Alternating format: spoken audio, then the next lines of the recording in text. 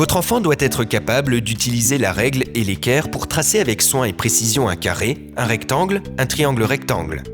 Cette compétence lui sera nécessaire pour pouvoir réaliser des maquettes, des constructions techniques, des figures comme tracer un triangle. Vérifiez dans un premier temps que votre enfant sait à quoi ces instruments servent.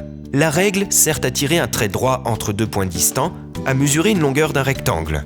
L'équerre sert à vérifier qu'un angle est droit. Assurez-vous ensuite que votre enfant est bien installé, c'est-à-dire bien assis devant une table, un bureau stable et dégagé, qu'il possède de bons outils, c'est-à-dire une règle et une équerre propres, avec des arêtes non écornées et que la mine de son crayon est bien taillée. S'il trace au feutre, demandez-lui d'essuyer la règle et ses doigts pour ne pas tacher la feuille. Expliquez ensuite à votre enfant l'utilisation de la règle. Tout d'abord, veillez à ce qu'il la prenne à l'endroit et rappelez-lui que la règle ne doit pas se déplacer au cours d'un tracé.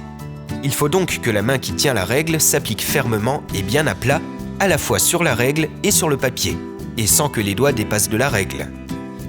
Concernant l'équerre, assurez-vous que votre enfant a bien identifié l'angle droit. Par exemple, à l'aide de l'équerre, faites-lui vérifier si l'angle de la table, du miroir, du mur sont ou non des angles droits. En faisant ceci, vous verrez s'il place correctement l'angle droit de l'équerre. Puis, vous lui demanderez de faire de même sur une feuille de papier. Et surtout, n'oubliez pas, demandez-lui régulièrement de dessiner des angles droits et des droites. Pour rendre cela plus intéressant, proposez-lui de dessiner une table, un meuble, une caisse, un livre ou de relier deux points, ou encore demandez-lui de vérifier si les 3 points que vous avez positionnés sont alignés. Exigez à chaque fois un travail propre. C'est une habitude à prendre dès le début.